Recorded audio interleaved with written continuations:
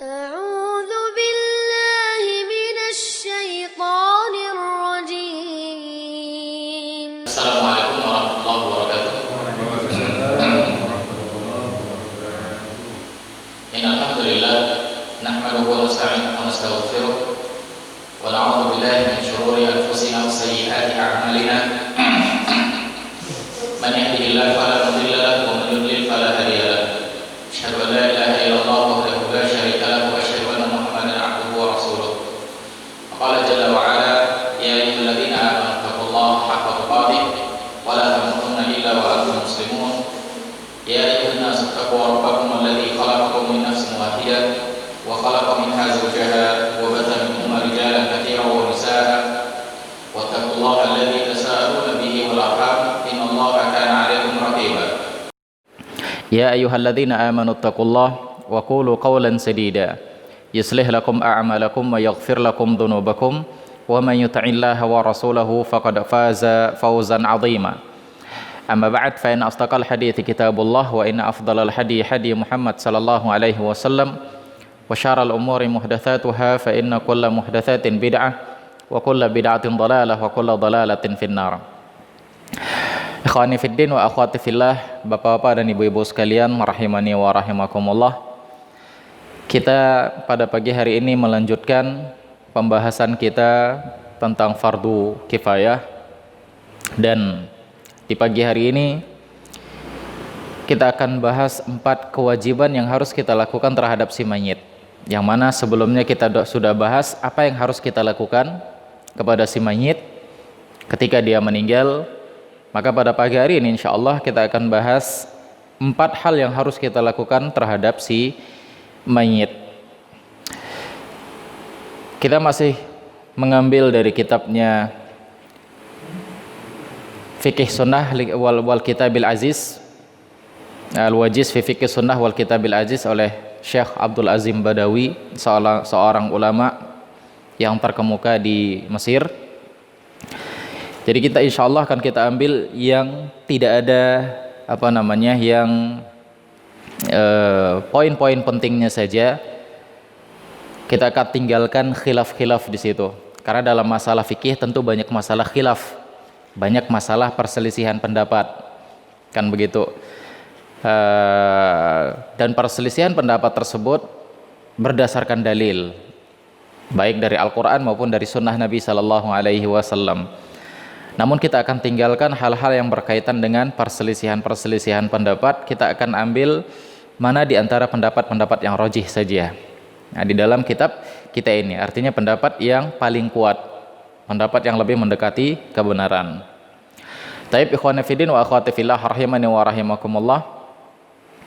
Ma yajibu lil mayyit, apa yang harus kita lakukan tatkala ada seseorang yang meninggal?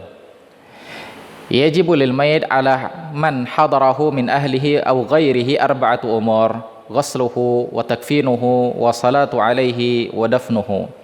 Yang harus kita lakukan ketika kita mendapati saudara kita atau siapapun yang meninggal dari kalangan kaum muslimin, maka yang harus dilakukan oleh keluarganya atau orang lain, yang pertama adalah memandikannya, kemudian yang kedua mengkafankannya, kemudian yang ketiga mensalatkannya, dan yang keempat menguburkannya.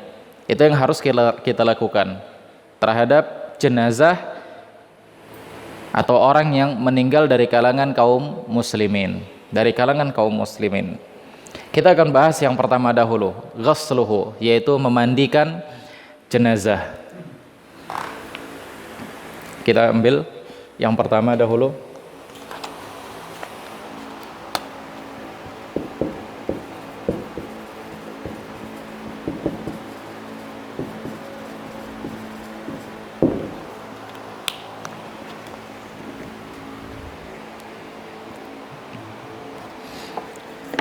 Memandikan jenazah. Apa hukumnya memandikan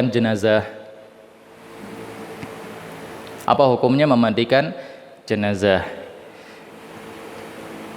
Hukmuhu wujubuhu ma'khudun min amri Nabi sallallahu alaihi wasallam fi ghairi ma hadits. Hukumnya adalah wajib.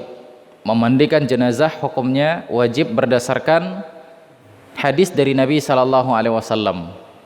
Berdasarkan hadis dari Nabi sallallahu alaihi wasallam, fil muhrim alladhi waqasathu naqatuhu ighsiluhu bima'in wa sidr.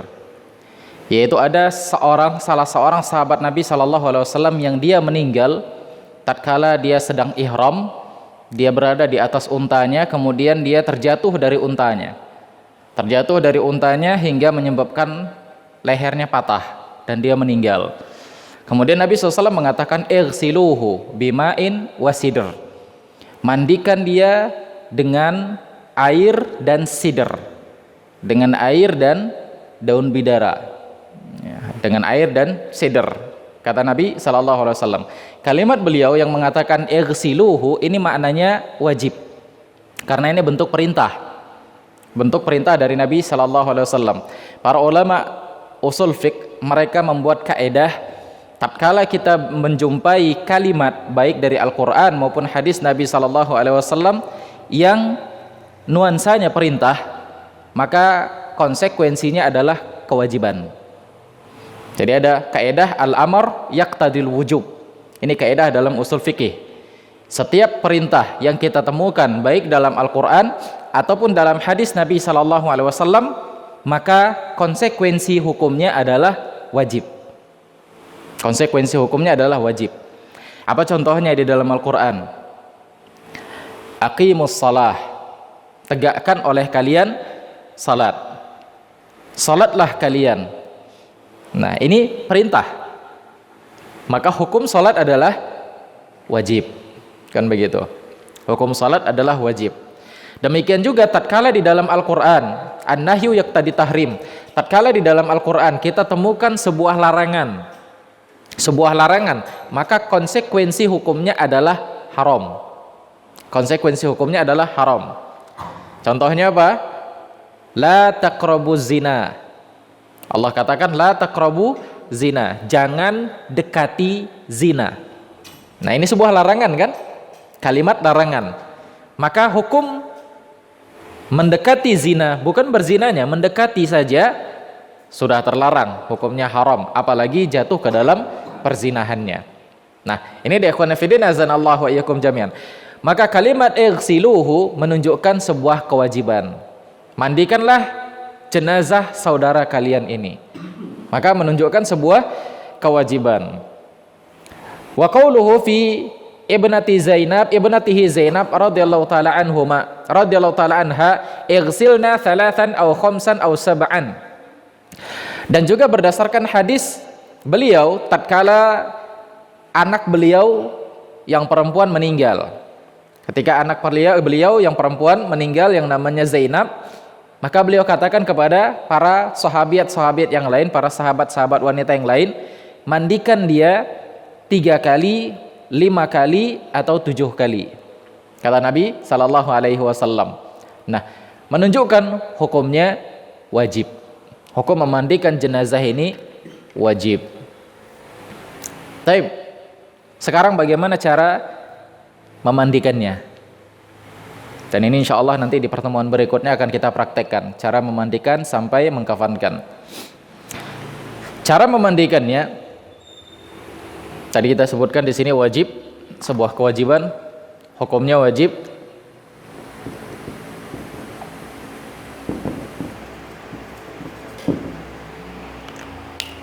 Hukumnya wajib. Cara memandikannya berdasarkan hadis Ummu Atiyah. Anna Rasulullah sallallahu alaihi wasallam qala lahunna fi ghusli ibnatihi. Hadis Ummu Atiyah tatkala anaknya yang perempuan meninggal, maka beliau mengatakan ibda'na biyaminihinna ibda'na bima yaminiha wa mawadhi'al wudu' anha minha. Nabi sallallahu alaihi wasallam mengatakan mulailah dimandikan biyaminiha wa mawadhi'al wudu' minha, yaitu melalui yang bagian kanan dari anggota tubuhnya dan tempat-tempat wudu'nya. Tempat-tempat wudu'nya. bagian anggota kanan dari tubuhnya, kemudian dari tempat-tempat wudunya. Itu kata Nabi sallallahu alaihi wasallam. Insyaallah nanti akan kita praktekkan. Dalam hadis yang lain, wa anha qalat, yaitu dari Ummu Atiyah juga, dakhala alaina Nabi sallallahu alaihi wasallam wa nahnu naghsilu ibnatahu faqala. Tatkala Nabi sallallahu alaihi wasallam mendatangi kami, sedangkan kami saat itu sedang memandikan jenazah anak beliau, maka beliau mengatakan, ighsilnaha thalathan aw khamsan aw akthar min dzalika in ra'aitunna dzalik bima'in wa sidr wa ja'alna fil akhirati kafuran aw syai'an min kafur fa idza faragtunna fa'adhinnani falamma faragna adannahu fa'alqa ilaina haqwah faqala ash'irnaha iyyahu. Ummu Atiyah mengatakan, tatkala kami sedang memandikan jenazah anaknya, Nabi sallallahu alaihi wasallam mendatangi kami. Kemudian beliau katakan, mandikanlah dia 3 kali, 5 kali, atau lebih dari itu kalau seandainya kalian melihat ada yang harus dicuci lagi, dengan ma wasidr, dengan air dan daun bidara. Dan jadikanlah yang terakhir dari proses pemandiannya dicampur dengan kafur. Ya, dicampur dengan kafur barus maksudnya. Fa idza faragtunna fa'adhinnani. Kalau seandainya sudah selesai kalian mandikan, maka panggil aku. Tatkala jenazah anaknya sudah selesai dimandikan, maka para sahabat wanita tersebut pun memanggil Nabi sallallahu alaihi wasallam, dan Nabi pun melemparkan izarnya kepada wanita-wanita tersebut. Kemudian Nabi mengatakan, ya bungkuslah dia atau kafankanlah dia dengan kain izar ini. Jadi di sini ikhwan fillah wa akhwati fillah, bapak-bapak dan ibu-ibu sekalian rahimani wa rahimakumullah, bentuk atau sifat memandikan jenazah itu yang pertama dimulai dari sebelah kanan, dari anggota-anggota tubuh wudunya. Anggota-anggota wudu yaitu dari tangan, kemudian dari hidung, dari wajah, kemudian anggota dari tangan sampai siku, jadi sampai siku, kemudian telinganya, rambutnya, telinganya, kemudian kakinya. Jadi dimulai dulu dari anggota yang sebelah dari anggota wudu, kemudian dari sebelah kanan. Dari sebelah kanan. Misalnya ini jenazah, ya kita bersihkan bagian anggota wuduknya terlebih dahulu. Bagian anggota wuduknya terlebih dahulu. Setelah dicuci, dibersihkan, baru siram dia di bagian kanannya. Siram di bagian anggota tubuh yang sebelah kanan. Setelah selesai, baru nanti yang sebelah kiri. Nah itu di ikhwan fillah azanallahu wa iyyakum jami'an. Ini kaifiat atau tata cara memandikan jenazah. Nah, berapa kali harus dimandikan? Nabi SAW katakan tadi, mandikan dia 3 kali, 5 kali, 7 kali, atau berapapun yang jelas dengan jumlah bilangan ganjil. Dengan jumlah bilangan ganjil. Ini ikhwan fillah azanallahu wa iyyakum jami'an. Mau 3 kali boleh, mau 5 kali boleh, atau lebih dari itu juga boleh. Tergantung dari kita melihat kondisi jenazah. Kalau dia perlu dimandikan lebih dari 3 kali juga nggak apa-apa. Ustaz, gimana proses kalau 3 kali? Ya 3 kali pengulangan. Jadi setelah dia disiram sebelah bagian kanan, kemudian setelah itu bagian kiri, itu kan sekali. Kemudian proses yang kedua, sebelah kanan, sebelah kiri lagi, dan proses yang ketiga sebelah kanan dan sebelah kiri lagi. Nah itu di ikhwan fillah azanallahu wa iyyakum jami'an. Nanti insyaallah akan kita praktekkan. Kemudian terakhir, jadikan yang terakhir itu proses pemandiannya dengan air kafur. Dengan air kafur. Jadi pemandian yang pertama itu dengan air, dengan campuran bidara. Jadi sebenarnya ikhwan fillah azanallahu wa iyyakum jami'an, dalam proses pemandian jenazah itu tidak banyak-banyak sebenarnya. Tidak banyak-banyak, tidak perlu air sampai satu gentong yang ada satu ember yang besar itu. Tidak perlu segitu ikhwan fillah azanallahu wa iyyakum jami'an. Air yang segini saja sudah cukup untuk memandikan jenazah. Kalau jenazahnya itu ya jenazah yang kita katakan yang nggak ada penyakit-penyakit yang lain yang membuat dia bau atau atau kotor, kan begitu. Kalau ya jenazahnya jenazah yang biasa saja, air yang segini saja sudah cukup. Air yang segini saja sudah cukup. Nah, demikian ikhwan fillah, azanallahu wa iyyakum jami'an. Wa anha qalat fadhafarna sya'raha thalatha athlaf qarnaiha wa nasiyataha. Wa anha qalat fadhafarna sya'raha thalathata qurun wa alqainaha khalfaha. Dan Ummu Atiyah katakan lagi, Ummu Atiyah ini kan memandikan jenazah anaknya Nabi SAW yang bernama Zainab, perempuan. Maka beliau katakan, kami mengepang rambut anaknya sebanyak 3 kepangan di bagian 2 tanduknya dan satu lagi di bagian ubun-ubun. Di bagian 2 tanduknya dan satu lagi di bagian ubun-ubun. Jadi ini kepala kita, kepala perempuan misalnya rambutnya panjang, kan begitu, maka dikepang dibagi 3. Sebelah sini, di yang 2 di sini dan 1 di tengah. Dikepang dibagi 3. Kemudian dia katakan wa alqainaha khalfaha. Kami lemparkan rambut tersebut ke belakang, artinya diletakkan ke belakang ketika dia ditidurkan. Diletakkan ke belakang. Jadi misalnya ini perempuan, ini perempuan, ini rambutnya lah misalnya kita anggap 3, ini 3 kepangan, maka ketika ditidurkan dia diletakkan di belakang. Nah, diletakkan di belakang. Setelah itu baru dikafani.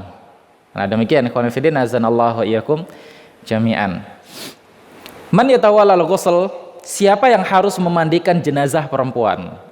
Jenazah ini, baik laki-laki ataupun perempuan. Yatawallal ghusl al-mayyit man kana a'rafu bi sunnatil ghusl, la siyama idza kana min ahli wa aqaribihi li'anna alladziina tawallaw ghuslahu sallallahu alaihi wasallam kanu min ahli. Yang layak, yang pantas memandikan jenazah itu adalah yang pertama sekali orang yang paling mengetahui tentang hukum agama. Itu yang pertama sekali. Orang yang mengetahui tentang sunnah Nabi sallallahu alaihi wasallam. Kalau seandainya ada dari kalangan keluarganya, maka ini lebih afdol. Ini lebih afdol, lebih baik kalau ada di antara keluarganya. Ini lebih baik. Jadi tidak mesti harus kita panggil orang lain. Oh, di sana ada tukang pemandi jenazah, kita panggil dia. Tidak, ikhwan fillah. Kalau ada di antara keluarga kita yang tahu, yang paham cara memandikan jenazah, maka lebih afdol dari kalangan keluarga si jenazah. Nah, ini dia ikhwan fillah, nazanallahu wa iyyakum jami'an. Tapi kalau tidak ada, ya silahkan cari tukang memandikan jenazah. Tapi insya Allah setelah kita pelajari nanti, setelah kita praktekkan, insya Allah antum tahu semua nanti. Jadi tidak perlu antum panggil tukang mandikan jenazah. Cukup kita saja yang memandikan jenazah.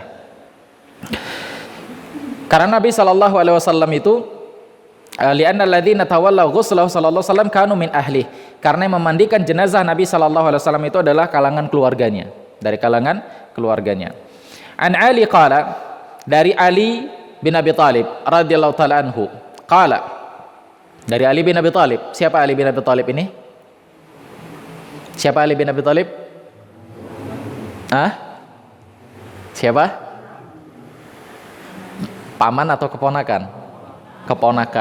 Keponakan Nabi sallallahu alaihi wasallam. Bapaknya Abu Thalib ini adalah pamannya Nabi sallallahu alaihi wasallam. Apa kata Ali bin Abi Thalib? Ghasaltu Rasulullah sallallahu alaihi wasallam. Aku memandikan Nabi sallallahu alaihi wasallam, jenazah Nabi sallallahu alaihi wasallam. Berarti keponakan yang memandikan jenazah Nabi sallallahu alaihi wasallam. Faja'altu anzuru ma yakunu minal mayyit falam ara syai'an. Aku lihat jenazah Nabi sallallahu alaihi wasallam itu yang biasanya ada sesuatu pada jenazah pada umumnya. Ya mungkin cacatnya atau aibnya. Kadang-kadang kan kalau kita memandikan jenazah, ada yang jenazah tersebut ya keluar darah dari mulutnya, atau keluar kotoran-kotoran yang busuk dari tubuhnya, dari kemaluannya, kan gitu, dari duburnya. Nah, kemudian Ali bin Abi Thalib katakan, aku lihat apa yang biasanya ada pada jenazah-jenazah yang lain, maka aku tidak mendapati sesuatu tersebut. yaitu yang sifatnya yang jelek-jelek pada tubuh Nabi sallallahu alaihi wasallam.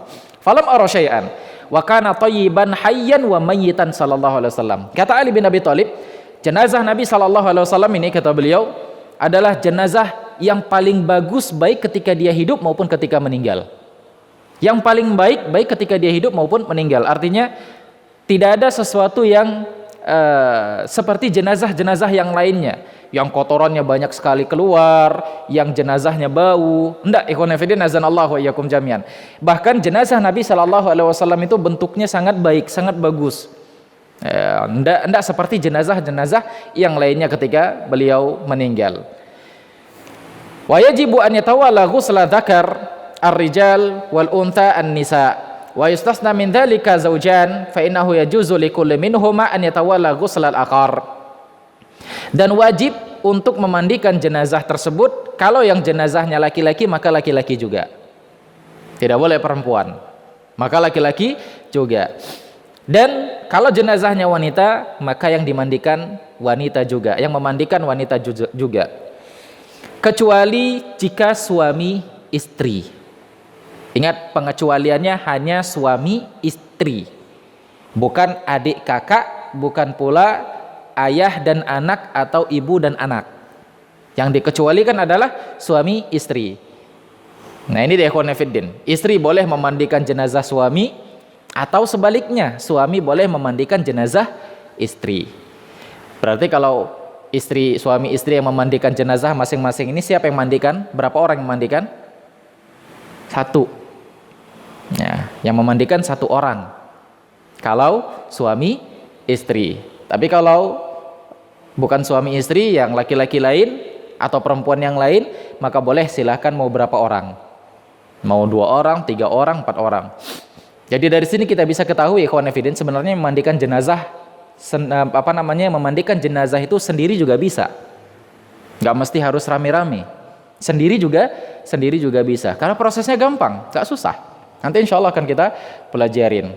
Seorang istri memandikan jenazah suaminya, seorang suami memandikan jenazah istrinya. Prosesnya mudah. Nah, demikian ikhwan fillah, azanallahu wa iyyakum jami'an. Hal ini berdasarkan hadis Aisyah radhiyallahu taala anha qalat, Aisyah mengatakan, raja'a ilayya Rasulullah sallallahu alaihi wasallam min janazatil bil baqi wa ana ajidu sudaan fi ra'si wa aqulu wa ra'sahu faqala bal ana wa ra'sahu ma darraki law mitti qabli fa ghazaltuki wa kafantuki thumma salaitu alayki wa dafantuki.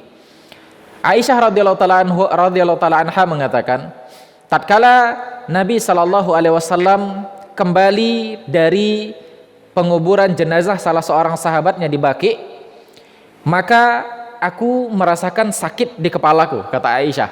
Ketika Nabi SAW pulang setelah menguburkan saudaranya, sahabatnya di kuburan Baqi, maka beliau masuk ke rumah dan aku sedang sakit kepala, kata Aisyah radhiyallahu taala anha. Aku sedang sakit kepala. Aku katakan kepada Nabi SAW, ya Rasulullah, kepalaku pusing. Ya, kepalaku pusing. Faqala, maka Nabi SAW pun mengatakan, bahkan aku lebih pusing. Artinya aku lebih sakit, kepalaku sedang sakit juga ini. Bukan kamu saja Aisyah. Ini menunjukkan kepada kita apa, ikhwan fillah? Nabi SAW adalah manusia biasa, sama seperti kita. Beliau juga sakit, beliau juga ya punya rasa senang, beliau juga punya rasa marah dan yang lainnya. Nabi itu sama seperti kita. Bedanya adalah Nabi SAW adalah seorang nabi dan rasul, kita manusia biasa. Nah, ini ikhwan fillah, nazanallahu wa iyyakum jami'an. Oleh karena itu jangan terlalu mengagung-agungkan Nabi SAW. Ini tidak boleh, hukumnya haram. Seperti apa? Misalnya mendatangi kuburan Nabi, kemudian mengambil tanah kuburannya dan diagung-agungkan, ini hukumnya haram. Tidak boleh mengagung-agungkan Nabi SAW karena beliau adalah manusia biasa. Ada demikian ikhwan fillah, nazanallahu wa iyyakum jami'an.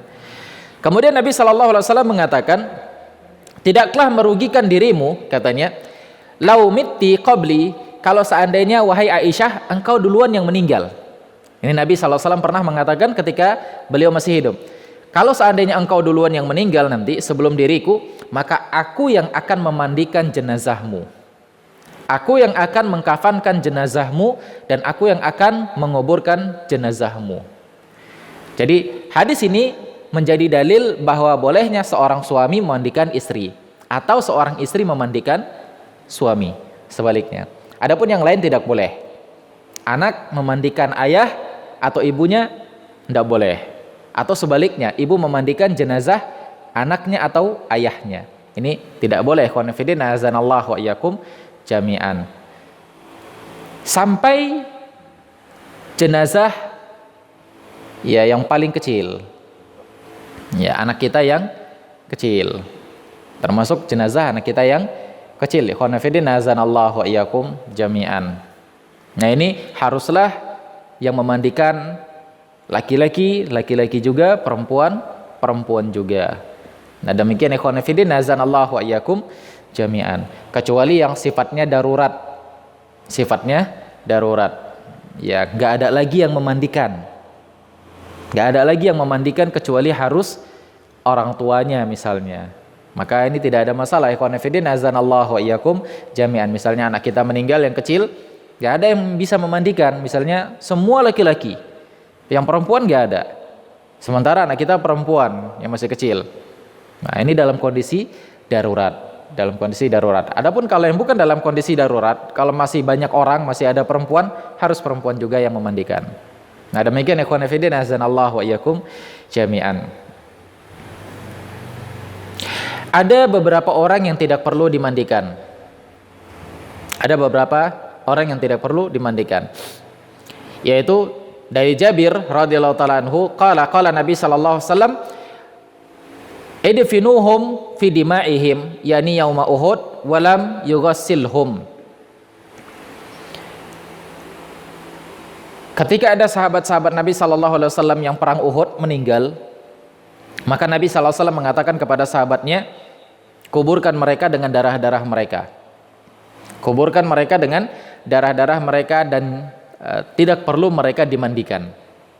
Jadi orang yang meninggal dalam perang tidak perlu dimandikan. Cukup dikuburkan saja orang yang meninggal di dalam perang tersebut dengan pakaian-pakaian yang ada pada mereka. Dengan pakaian-pakaian yang ada pada mereka. Yaitu kalimat yang menunjukkan dima'ahum, yaitu darah-darah mereka, menunjukkan pakaian-pakaian yang mereka pakai. Ya, cukup dikuburkan saja.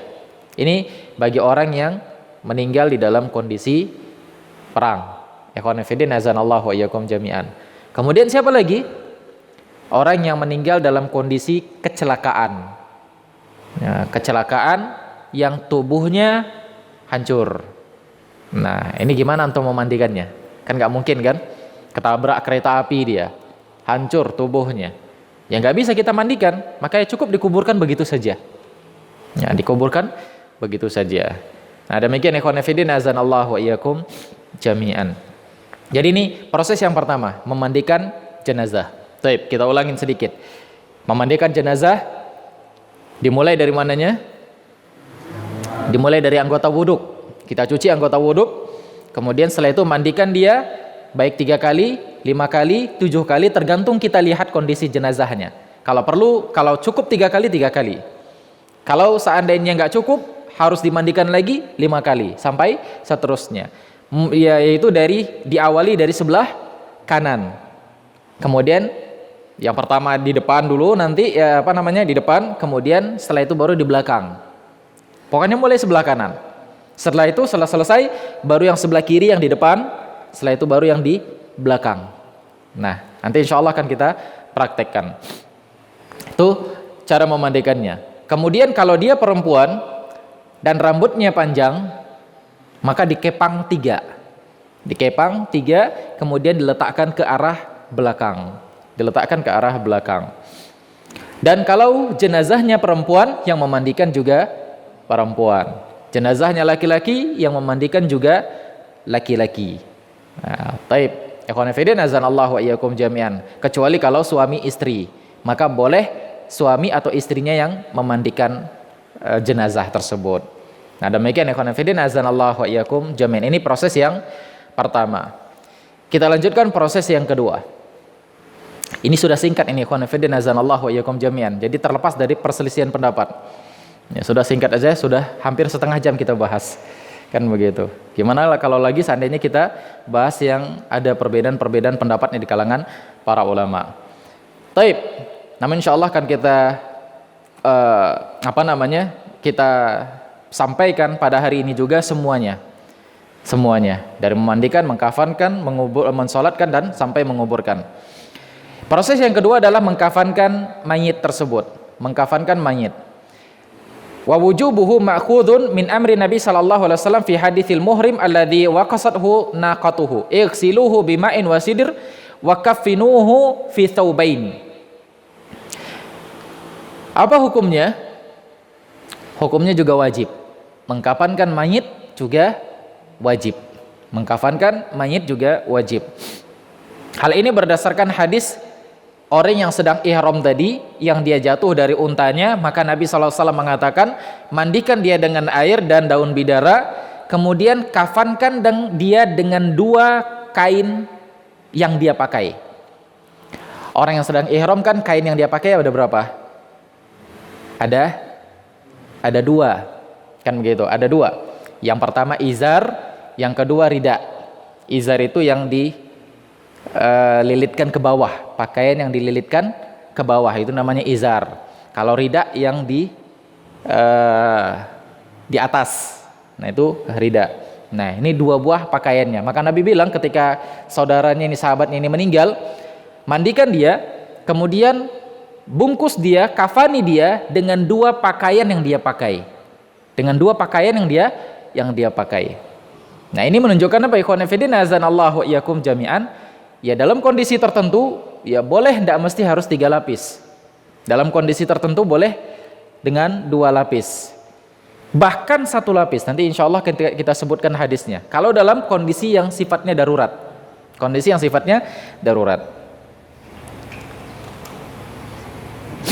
Wal kafanu aw thamanuhu min malil mayyit walau lam yakhluf ghairahu li hadithi Khabbab ibn al-Arat qala hajarna ma'a Nabi sallallahu alaihi wasallam naltamisu wajh Allah fawaqa'a ajruna 'ala Allah faminna man mata lam ya'kul min ajrihi syai'an faminhum Mus'ab bin Umair wa minna man aina atlahu thamratuhu fahuwa yahdibuha qutila yawma Uhud falam najid ma nukaffinuhu illa burdah idzan ghattayna biha ra'sahu kharajat rijlahu wa idza ghattayna rijlaihi kharaja ra'suhu fa amarna Nabi sallallahu alaihi wasallam an nughattiya ra'sahu wa an naj'al ala rijlaihi minal idhkir.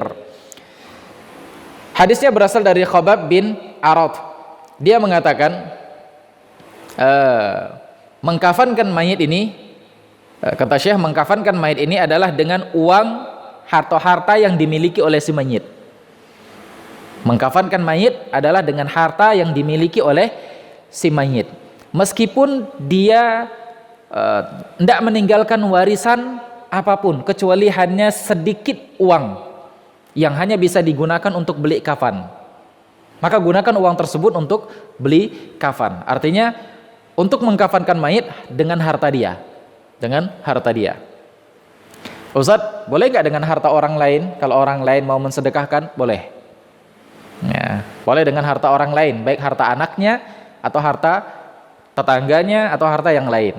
Namun yang disunnahkan itu adalah dengan harta si mayit itu sendiri, dengan harta si mayit, meskipun dia nggak punya banyak uang. Nah, berapapun uangnya, belikan untuk beli kain kafan. Nah ini dia ikhwan fillah, nazanallahu wa iyyakum jami'an. Ini berdasarkan hadis Khabbab bin Arat tersebut, yaitu dia mengatakan, tatkala kami berperang bersama Nabi sallallahu alaihi wasallam, ya ada di antara kami yang mendapatkan ajruna 'ala Allah, yaitu pahala. Dan ada di antara kami yang meninggal, Kemudian di antara kami yang meninggal tersebut, ada di antara mereka yang tidak memiliki apa-apa, nggak punya apa-apa, nggak punya uang. Dan ada juga di antara kami yang meninggal yang dia punya harta, punya harta. Nah, di antara yang meninggal itu ada yang namanya Mus'ab bin Umair dalam perang Uhud katanya. Dan dia tidak memiliki apa-apa. Falam najid manukaffinuhu illa burdah. Kami tidak menemukan kafan untuk kami kafankan dia kecuali cuma satu helai kain. Kecuali cuma satu helai kain, burdah. Dan kain ini pun kalau kami tutup kepalanya kelihatan kakinya. Kalau kami tutup kakinya kelihatan kepalanya. Artinya ini betul-betul miskin ini orang. Sangat susah sekali sampai nggak punya kain untuk dikafankan. Nah, kain, kalaupun ada kain itu nggak cukup untuk tubuh dia. Ditutup kepalanya nampak kaki, ditutup kakinya nampak kepala. Maka beliau mengatakan, akhirnya Nabi SAW menyuruh kami untuk menutup kepalanya saja. Jadi tutup kepalanya saja hingga kelihatan kakinya, dan Nabi SAW menyuruh kami untuk menutup kakinya dengan tumbuh-tumbuhan, dengan dengan dedaunan. Ditutup kakinya dengan dedaunan. Nah, ini khonafidin azanallahu wa iyyakum jami'an. Menunjukkan dalam kondisi darurat boleh hanya cuma sehelai kain. Boleh hanya dengan sehelai kain. Tapi kalau tidak dalam kondisi darurat, ya pakailah kain kafan yang secukupnya. Nah, demikian khonafidin azanallahu wa iyyakum jami'an. Wal wajib minal kafan thawbun yasturu jami'al badan. Yang menjadi kewajiban adalah dari kain kafan tersebut menutupi seluruhnya. Ya, menutupi tubuhnya seluruhnya. Fa in lam yujad illa thawbun qasir la yakfi li jami'il badan ghatta ra'sahu wa ja'ala 'ala rijlaihi minal idhkir kama fi hadithi Khabab. Kalau seandainya kita enggak punya harta, si Mail ini enggak punya harta dan orang-orang yang tinggal di situ juga enggak punya harta untuk sedekah, maka ya yang kainnya cuman hanya bisa menutupi kepala, maka yang ditutup itu adalah kepalanya. Kakinya tutup dengan yang lain. Ya, tutup dengan tumbuh-tumbuhan atau dengan kertas atau dengan apapun yang bisa menutupi kaki. Nah, ini ikhwanifidin azanallahu wa iyyakum jami'an. Ini cara mengkafankan si mayat. Wa istahabbu fil kafan umurun. Dan yang disunnahkan dalam mengkafankan jenazah. Ini hukumnya sunnah. Yang disunnahkan dalam mengkafankan jenazah, yang pertama al-bayad. Kainnya putih. Kainnya putih. Disunahkan untuk mengkafankan jenazah kainnya putih. Berarti kalau seandainya warna kainnya itu warna kain warna hitam, boleh gak? Warnanya warna hijau, warnanya kuning, atau belang-belang, boleh gak? Boleh. Boleh. Jadi tidak mesti harus warna putih. Tapi yang disunnahkan itu adalah putih. Yang disunnahkan kain kafan putih. Nah, itu ikhwanifidin azanallahu wa iyyakum jami'an. Berdasarkan hadis Nabi SAW, albisu min thiyabikum albayad fa inna khairu thiyabikum wa kaffinu fiha mautakum. Ya.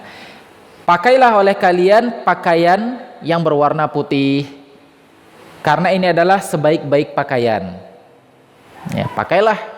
Ya, ini yang bagi yang hidup. Kalau kalian mau pakai pakaian, carilah yang berwarna putih. Karena ini adalah sebaik-baik pakaian.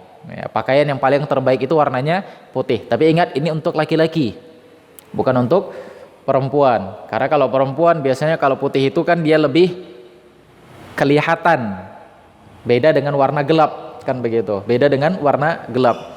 Nah, bagi laki-laki dianjurkan untuk memakai pakaian yang berwarna putih. Ini disunnahkan ya khonafidin azanallahu wa iyyakum jami'an. Tidak mesti harus gamis, yang penting pakaiannya warna putih. Baik gamis yang panjang atau teluk belanga atau seperti pakaian Pakistan seperti ini. Jadi yang penting putih. Ini disunnahkan. Nah, antum dapat pahala pakaian warna putih ini.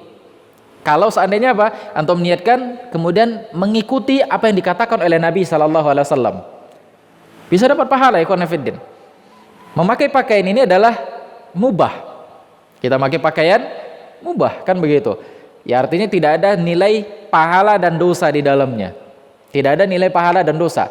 Tapi tatkala kita niatkan karena hadis Nabi SAW, maka kita dapat pahala. Kita dapat pahala ya khonafidin. Jadi sayang kalau antum memakai pakaian warna putih hanya sekedar memakai pakaian, tapi niatkanlah berdasarkan hadis Nabi SAW ini. Nabi suka pakaian warna putih, maka saya pakai warna putih. Kita dapat pahala. Ikhwan fillah azanallahu iyyakum jami'an. Ya, meskipun warna-warna yang lain juga dibolehkan. Ini dia. Dan pakailah dan kafankanlah mayat-mayat kalian dengan kafan yang berwarna putih. Ya, kafankanlah mayat-mayat kalian dengan kafan yang berwarna putih. Kemudian yang kedua, kaunuhu salah satu aswab. Lembaran kafan tersebut itu ada 3. Lembaran kafan tersebut ada 3. Berdasarkan hadis Aisyah radhiyallahu taala anha, anna Rasulullah sallallahu alaihi wasallam kufina fi thalathati athwab yamaniyah baidin sahuliyah min kursuf laisa fiha qamisun wala imamah. Berdasarkan hadis Aisyah radhiyallahu taala anha, dia mengatakan Nabi sallallahu alaihi wasallam dikafankan dengan 3 lembar pakaian, 3 potong pakaian yang berasal dari pakaian Yaman yang berwarna putih dari suku Sahul. Dari suku Sahul, dan pakaian tersebut pakaian yang terbuat dari kain katun. Pakaian terbuat dari kain katun. Laisa fiha qamisun wala imamah, enggak ada komis dan enggak ada imamah. Enggak ada baju dan enggak ada penutup kepala. Jadi hanya 3 lembar pakaian, kecuali kalau perempuan. Kalau perempuan ada bajunya, ada komis dan ada jilbabnya, ada imamahnya. Nah, ada penutup kepalanya. Dan penutup kepala itu tidak mesti harus jilbab-jilbab yang seperti itu, tergantung. Tidak seperti jilbab-jilbab biasa ya. Boleh dengan lembaran kain kemudian dililit-lilitkan kepalanya. Nah, ini ikhwan fillah azanallahu wa iyyakum jami'an. Nanti insyaallah akan kita praktekkan. Kemudian an yakuna ahadu hasaubu hibrah idza tayassara. Kalau memungkinkan, artinya kalau bisa. Kalau tidak bisa juga tidak apa-apa. Kalau bisa, hendaknya di antara 3 lembar pakaian ini ada yang berwarna, artinya yang bergaris-garis, yang menutupi yang pertama. Ya kan? Ini misalnya tubuh si mayit, ini ada 3 lembar pakaiannya, ada 3 lembar kain. Nah, ada 3 lembar kain, ini si mayitnya misalnya. Maka dia ketika dia dibungkus, kain yang pertama ini kalau bisa yang berwarna. Kain yang pertama membungkus dia kalau bisa yang berwarna. Kemudian yang kedua dan ketiga barulah yang berwarna putih. Barulah yang berwarna putih. Fungsinya apa ya ikhwan fillah? Agar auratnya tidak kelihatan. Agar auratnya tidak kelihatan, karena kain berwarna itu kan dia gelap. Dia gelap. Namun kalau seandainya juga tidak ada kain yang berwarna, atau seandainya kita memakai yang putih juga, maka ini juga dibolehkan. Nah, 3 lembar kain putih juga dibolehkan. Sebagaimana yang kita lihat proses-proses pengkafanan jenazah kan semuanya biasanya rata-rata pakai yang berwarna putih. Maka ini juga dibolehkan ikhwan fillah azanallahu wa iyyakum jami'an. Adapun yang berwarna juga dibolehkan. Jadi jangan dibilang wah ini kok sesuatu yang baru, kok bisa dikafankan dengan kain berwarna, misalnya kain kain batik kan begitu. Ya boleh, kunifidin azanallahu wa iyyakum jami'an, boleh. Berdasarkan hadis Nabi sallallahu alaihi wasallam ini. Nah, ini kunifidin azanallahu wa iyyakum jami'an. Ini cara mengkafankan jenazah. Cara mengkafankan jenazah. Baik. Kita ulangin. Mengkafankan jenazah dengan kain yang berwarna putih ini disunnahkan 3 lembar. 3 lembar. Kalau seandainya dalam kondisi darurat dan gak ada kain, maka boleh 2, boleh 1, kan begitu. Kemudian ketika mengkafankan jenazah tersebut, yang laki-laki 3 lembar, yang perempuan dengan kamisnya, dengan baju dan dengan penutup kepala. Dengan penutup kepala. Nah, juga disunahkan yang dengan jumlah bilangan ganjil, termasuk talinya, tali yang mengkafankan jenazah. Boleh 5, boleh 7. Boleh 5, boleh 7. Biasanya yang dilakukan oleh orang-orang berapa? 5 ya? 1, 2, 3, 4, 5. Biasanya 5. Biasanya 5. Nah, boleh juga 7. Boleh juga 7. Nah, demikian ikhwan fillah azanallahu wa iyyakum jami'an. Baik. Kita langsung lompat ke memandikan, menyolatkan jenazah. Menyolatkan jenazah. Apa hukum menyolatkan jenazah? Hukumnya sama, tapi fardu kifayah hadis ini. Hukumnya fardu kifayah. Apa arti fardu kifayah? Fardu kifayah tatkala ada orang yang sudah mensolatkan maka yang lain tidak berdosa. Yang lain tidak berdosa, yang tidak menyolatkan tidak berdosa. Tapi tatkala tidak ada satu orang pun yang menyolatkan jenazah, orang satu kampung itu berdosa semua. Orang satu kampung itu berdosa semuanya. Nah, demikian.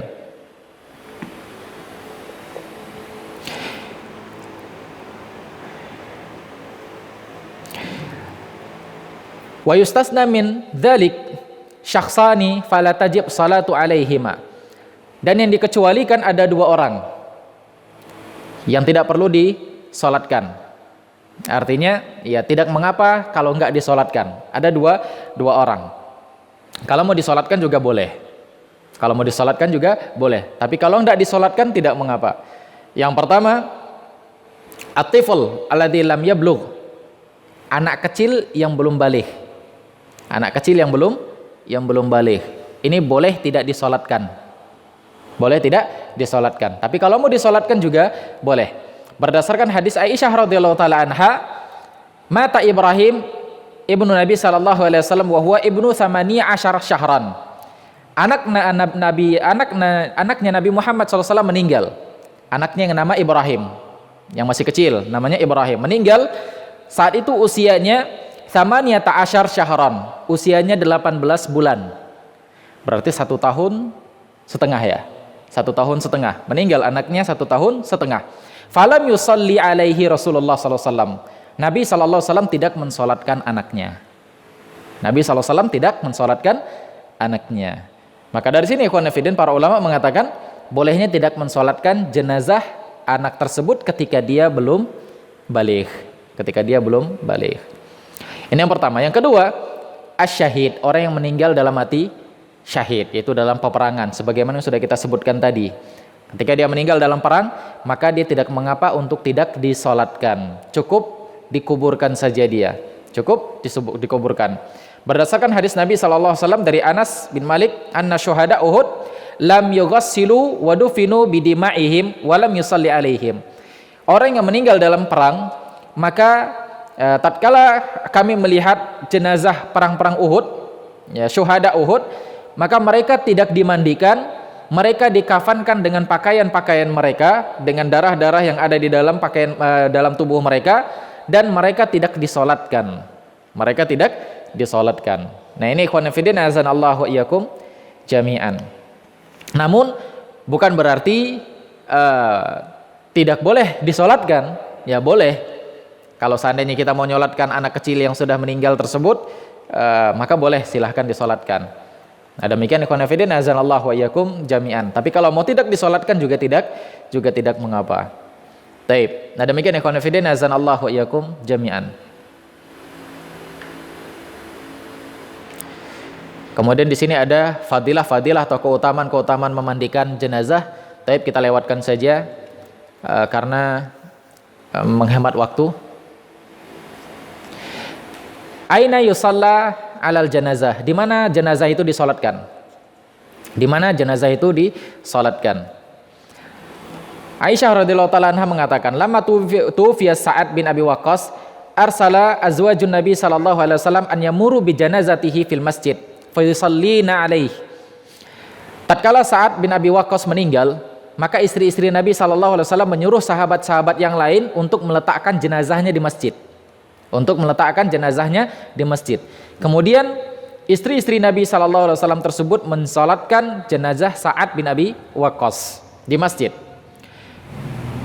Kemudian fawuqifa bihi ala hujar hinna yusallina alaih ukhrija bihi min babil janaiz alladhi kana ilal maqa'id fabalaghahunna anan nas abu dzalika. Maka tatkala istri-istri Nabi SAW mensolatkan jenazah Sa'ad bin Abi Waqqas di masjid, maka hebohlah orang kampung. Nah, ribut orang kampung. Wah, ini apa ini? Ini kok disolatkan di masjid jenazah? Kan begitu ikhwan fillah azanallahu wa iyyakum jami'an. Kok bisa disolatkan? Karena di zaman Nabi sallallahu alaihi wasallam biasanya jenazah itu disolatkan di tempat khusus. Ya, di tempat khusus. Maka ketika istri-istri Nabi sallallahu alaihi wasallam menyolatkan jenazahnya Sa'ad bin Abi Waqqas, mereka solatkan di dalam masjid. Mereka salatkan di dalam masjid dan ributlah orang kampung. Maka natil janaiz yudkhal bihal masjid. Kenapa jenazah itu disolatkan di masjid? Ya, jenazah nggak boleh dimasukkan di dalam masjid, kata orang-orang kampung, sahabat apa namanya, orang-orang yang tinggal di dekat istri-istri Nabi Shallallahu Alaihi Wasallam tersebut. Fabalagha dzalika Aisyah faqalat ma asra'an nas ila an yu'ibu ma la ilma lahum bih. Aisyah mengatakan, kok orang-orang kampung ini cepat sekali mencela kita.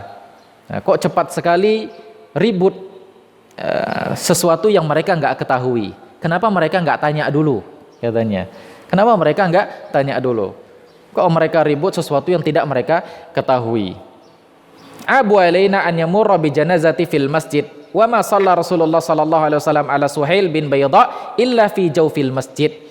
Mereka ribut, mereka apa namanya, ya komplain tatkala kita menyolatkan jenazah laki-laki, jenazah di masjid. Padahal Nabi sallallahu alaihi wasallam menyolatkan Suhail di tengah-tengah masjid, katanya. Nabi SAW menyolatkan jenazah Suhail di tengah-tengah masjid. Nah, berdasarkan hadis ini, ikhwan fillah, azanallahu wa iyyakum jami'an, menunjukkan kepada kita bolehnya mensolatkan jenazah di dalam masjid. Nah, bolehnya mensolatkan jenazah di dalam masjid. Tapi kenapa para sahabat atau orang-orang yang di kampung tersebut mereka ribut ketika istri-istri Nabi mensolatkan jenazah di masjid? Karena mereka awalnya faham yang namanya solat tersebut ya tidak boleh ada kuburan di dalam masjid, tidak boleh ada jenazah di dalam masjid, tidak boleh ada jenazah di dalam masjid. Makanya ketika kita ingin mensolatkan jenazah di dalam masjid, sebaiknya jenazah tersebut diletak di luar dulu, jangan masukkan dulu di dalam masjid. Kalau misalnya kita mau sholat zuhur nih, kan biasanya kan kalau ada orang meninggal mau disolatkan setelah zuhur, kan begitu, jenazahnya jangan masukkan ke masjid dulu, taruh di luar masjid. Agar apa? Agar kita tidak masuk kepada larangan Nabi SAW sholat di masjid yang ada kuburannya atau ada orang yang meninggal di dalamnya. Nah, Nabi SAW mengatakan, la'anal yahud wan nasara ittakhadhu qubura anbiya'ihim masajida.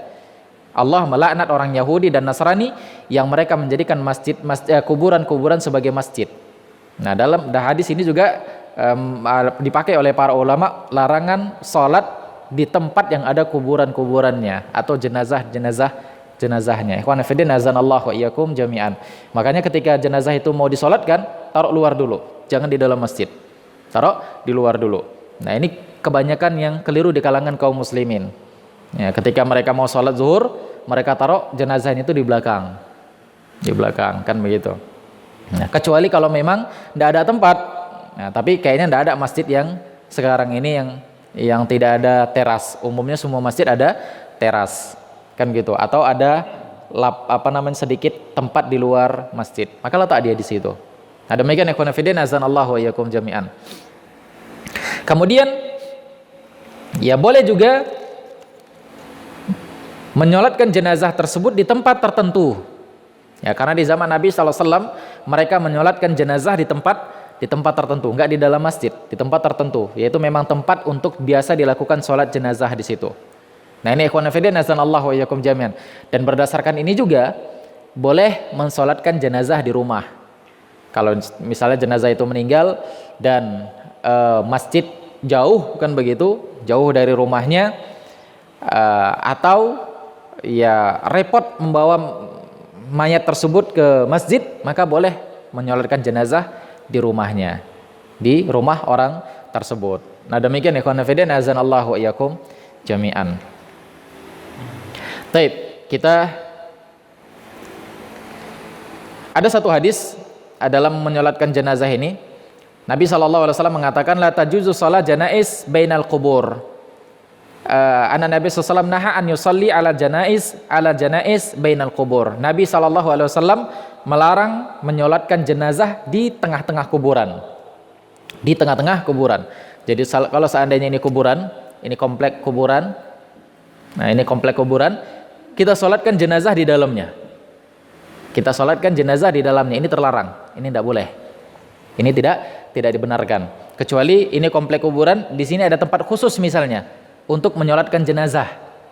Tempat khusus untuk menyolatkan jenazah, biar enggak repot-repot lagi ke masjid misalnya, maka disolatkan di sini, maka ini enggak apa-apa. Kemudian setelah itu baru dimasukkan jenazahnya di kuburan. Namun ada hadis yang lain dari Nabi SAW, tatkala ada seorang nenek tua yang biasa tukang sapu, yang biasa Nabi SAW jumpai. Satu ketika Nabi SAW nggak melihat nenek-nenek ini lagi. Akhirnya dia tanya, kemana wanita yang biasa nyapu di sini? Para sahabat mengatakan, ya Rasulullah, dia sudah meninggal dan sudah dikuburkan. Akhirnya Nabi mengatakan, kenapa kalau tidak kalian sampaikan kepada saya beritanya? Akhirnya Nabi SAW mendatangi kuburannya dan beliau mensolatkan di kuburannya. Beliau solatkan jenazah wanita itu di dalam, bukan dia di komplek pekuburannya, di komplek pekuburannya ini dia solatkan. Maka di sini ikhwan fillah azanallahu wa iyyakum jami'an, para ulama menggabungkan dua hadis ini. Kan kesannya seperti larangan kan? Sedangkan di sini kesannya di sini seperti membolehkan, sedangkan yang dalam hadis tadi yang lain Nabi SAW melarang sholat di tengah-tengah kuburan. Ya, jadi kelihatan seperti hadis ini kontradiksi, bertentangan. Maka para ulama katakan, jika seseorang berdasarkan hadis Nabi SAW tersebut, jika seseorang terlambat menyolatkan jenazah, dia tidak tahu kalau jenazah itu sudah disolatkan dan dikuburkan, terlambat menyolatkan jenazah, maka boleh dia mensolatkan jenazah itu di kuburan sendiri atau beberapa orang. Misalnya gini, ikhwan fillah, kan umumnya kadang-kadang ada yang meninggal di kalangan orang tua kita. Meninggal orang tua, anaknya di mana? Anaknya di kota-kota yang lain. Nah, meninggal orang tuanya di Medan, anaknya di Padang, anaknya di Aceh, kan begitu. Terus si anaknya bilang, bentarlah jangan dikuburin dulu, tunggu sampai saya datang, kan begitu. Padahal kita disuruh oleh Nabi SAW untuk menyegerakan jenazah. Maka kuburkan saja dia. Kalau anaknya tersebut terlambat mau nyolatkan, silakan solatkan di kuburan. Solatkan di kuburan. Dan ini dibolehkan, ikhwan fillah azanallahu wa iyyakum jami'an. Sebagaimana seperti biasanya. Kalau jenazahnya laki-laki tegak di atas, di dekat kepala. Kalau jenazahnya perempuan tegak di tengah-tengah. Nah, ini ikhwan fillah azanallahu wa iyyakum jami'an. Jadi misalnya ini kuburan. Nah, ini kuburan, ini kepalanya, maka dia berdiri di sini. Dia berdiri di sini. Dia berdiri di tengah-tengah kuburan, kemudian dia sholat. Nah, dia sholat. Setelah selesai sudah pulang. Nah, ini dia ikhwan fillah azanallahu wa iyyakum jami'an. Adapun kalau seandainya dia sempat untuk disolatkan, artinya dia bisa untuk menyolatkan, kemudian dia sengaja khusus mendatangi kuburan untuk solatkan di kuburan, ini tidak boleh. Ini tidak boleh. Yang dibolehkan solat di kuburan itu, yaitu ketika dia sudah tidak sempat untuk mendatangi jenazah tersebut. Nah, tidak sempat menyolatkan, maka dia boleh menyolatkan di kuburan sendirian atau dengan beberapa orang yang belum sempat juga menyolatkan. Posisi sama. Ada yang imam, ada yang makmum kalau rame-rame. Kalau seandainya dia sendiri, maka dia cukup di dekat kuburan tersebut. Nah, ini dia ikhwan fillah azanallahu wa iyyakum jami'an. Kita lanjut.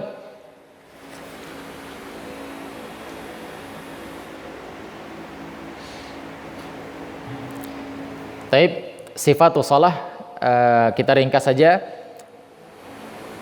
Bagaimana tata cara salatnya? Boleh menyolatkan jenazah tersebut dengan 4 kali takbir.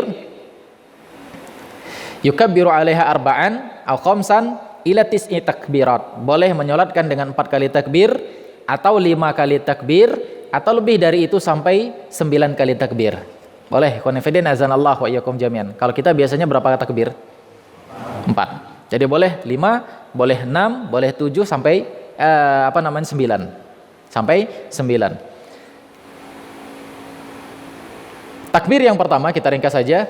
Takbir yang ini berdasarkan hadis hadis Abdurrahman bin Abi Layla yang 5 kali takbir.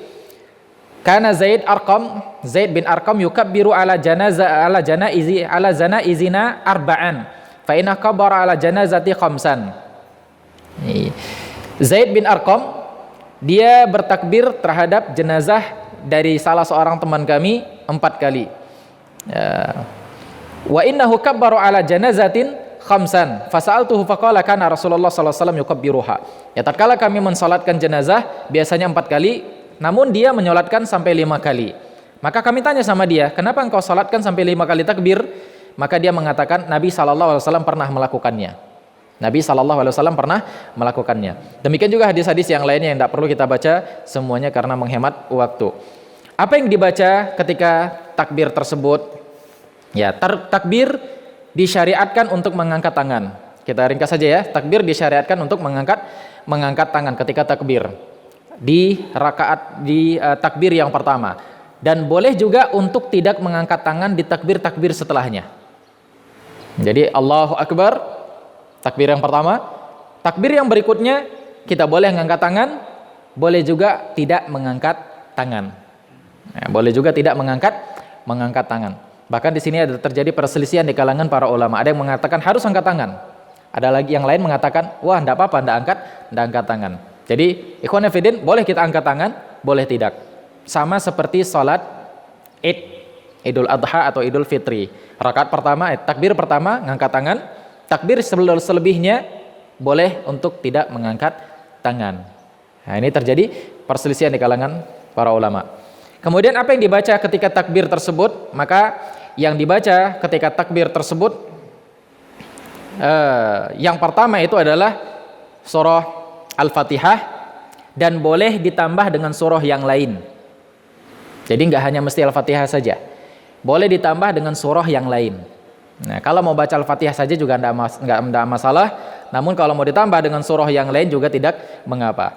Takbir yang kedua yaitu salawat kepada Nabi sallallahu alaihi wasallam.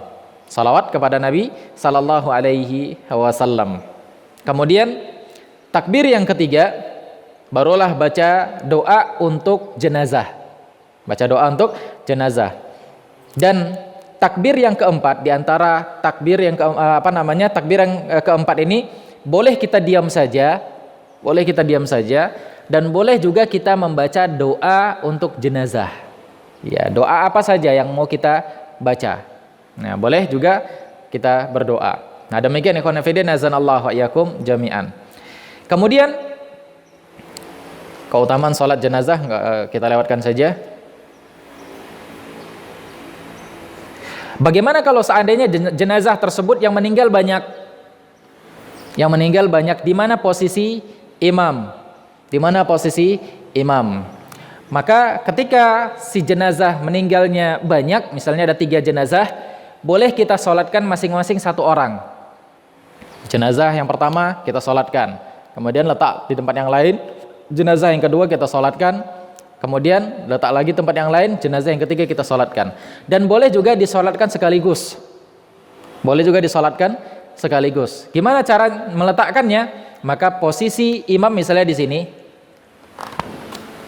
Ini posisi si imam, ini si imam, kan begitu. Nah, ini posisi imam. Misalnya jenazah laki-laki diletakkan di kepala. Nah, ini yang meninggal. Nah, ini kepalanya. Si imam berdiri di kepala, kan begitu. Kemudian jenazah yang lain yang meninggal, misalnya dia perempuan, maka diletakkan di sini. Jadi posisi si imam tetap di kepala dan di tengah jenazah. Nah, posisi si imam tepat di kepala dan di tengah jenazah. Dan yang meninggal yang lainnya. Kemudian yang didekatkan dengan si imam itu adalah jenazah laki-laki. Sedangkan jenazah perempuan dia berada di setelahnya. Meskipun yang meninggal itu yang laki-laki kecil, mungkin usia 1 tahun atau 2 tahun, kemudian yang perempuan meninggalnya yang dewasa, maka tetap posisi yang dekat imam itu yang laki-laki dahulu, baru setelah itu yang perempuan. Baik. Ini dia posisi si imam. Nah, demikian. Kemudian disunnahkan untuk mensalatkan jenazah 3 shaf. Disunahkan untuk mensalat jenazah 3 shaf. Misalnya ada baik jumlah orangnya banyak ataupun sedikit. Misalnya kalau jumlah orangnya berapa? Misalnya jumlah orangnya 10 orang. Maka buat 3 shaf. Di sini si imam, di sini 3 shaf, 10 orang dengan perempuan. 2 shaf laki-laki, Misalnya ada 2 di sini, 1 2 1 2. Ini 2 soft laki-laki, selebihnya perempuan di belakang. Perempuan ini misalnya. Ada. Nah, inilah misalnya. Ini yang laki-laki, ini yang perempuan. Baik, disunahkan 3 soft. Meskipun jumlah orangnya sedikit. Gimana kalau seandainya jumlah orangnya banyak? Ya, kalau dibuat 3 soft enggak cukup, maka boleh sampai lebih dari 3 soft. Nah, ini di ikhwan fillah azanallahu wa iyyakum jami'an. Tapi disunahkan kalau seandainya orangnya cukup terbatas, disunahkan untuk buat 3 soft meskipun jumlah orangnya sedikit. Nah, demikian ikhwan fillah azanallahu wa iyyakum jami'an. Kemudian Taib, itu aja yang penting kayaknya dalam masalah mensolatkan jenazah. Kita masuk ke dalam menguburkan jenazah. Apa yang harus kita baca ketika kita memasuki kuburan jenazah? Apa yang harus kita lakukan? Maka ketika memasuki kuburan, komplek pekuburan, kita dianjurkan untuk membaca doa untuk mendoakan orang-orang yang ada di dalam kuburan, yaitu dengan doa Assalamualaikum ya ahlad diyar. Boleh dengan ditambah minal muslimin wal minal mu'minin wal muslimin. Kemudian juga dengan ada tambahan lafaz wa yarhamullahu mustaqdimina minna wal mustakhirin. Kemudian baru wa inna insyaallahu bikumul lahikun. Nah, disunahkan kita untuk membaca doa itu ketika masuk ke dalam kompleks kuburan. Kemudian ketika masuk ke dalam komplek kuburan ini, melepaskan sandal. Jangan dimasukkan sandal ke dalam kuburan. Melepaskan sandal. Dia letak sandal di pinggir kuburan ini. Kemudian setelah itu ikhwan fillah azanallahu wa iyyakum jami'an. Ketika kita memasukkan jenazah, maka disunnahkan di kepala mulai dari kaki lahat. Ini misalnya kuburan dimasukkan dari sini. Ini kepala kuburan misalnya dimasukkan dari arah kaki. Jadi misalnya ini kuburan, lahatnya kan, liang lahatnya, ini jenazah, ini kepalanya, dia dimasukkan dari arah ke kepala dahulu, dari kepalanya dari arah kaki, dan boleh juga kalau seandainya tempatnya sempit dari samping. Nah, itu di ikhwan fillah azanallahu wa iyyakum jami'an. Dan ketika memasukkan jenazah ke dalam kuburan, ya disunahkan untuk membaca Bismillah wa ala sunnati Rasulillah sallallahu alaihi wasallam. Nah, kemudian dimasukkan ke dalam kuburan. Dan hendaknya orang yang memasukkan jenazah tersebut di dalam kuburan itu adalah orang yang kemarinnya atau semalamnya dia tidak sedang berhubungan dengan istri. Dia tidak sedang berhubungan dengan istri. Nah, demikian ikhwan fillah azanallahu wa iyyakum jami'an. Setelah itu ya dikubur seperti biasa, dan setelah selesai dikubur disunahkan untuk membaca doa. Yaitu dengan membaca doa, ya mendoakan doa apa saja. Ya terserah kita mendoa apa saja untuk yang di kuburan ini. Berdasarkan hadis Utsman bin Affan radhiyallahu taala anhu, tatkala Nabi sallallahu alaihi wasallam selesai menguburkan jenazah, maka Nabi sallallahu alaihi wasallam mengatakan, ya, mintakanlah oleh kalian kepada Allah Subhanahu wa taala ampunan untuk dia, karena fa innahu al-an yus'al, karena sekarang ini dia sedang ditanya. Jadi posisinya gimana? Tetap menghadap kiblat. Jadi misalnya ini kuburan, kiblatnya ke arah sana, maka posisinya kita itu tetap mengarah kiblat walaupun membelakangi kuburan. Jadi misalnya ini kuburan. Ini misalnya kuburan. Ada yang setelah selesai, ada yang berdiri di sini, ada yang berdiri di sana, kan gitu. Kan orang-orang kan biasanya mengelilingi kuburan itu kan. Maka dia berdoa tetap mengarah kiblat. Dan yang berdiri di sebelah sana juga tetap mengarah kiblat meskipun dia membelakangi kubur. Karena hakikatnya kita meminta itu kepada Allah, bukan kepada yang ada di dalam kubur. Nah, demikian ikhwan fillah azanallahu wa iyyakum jami'an.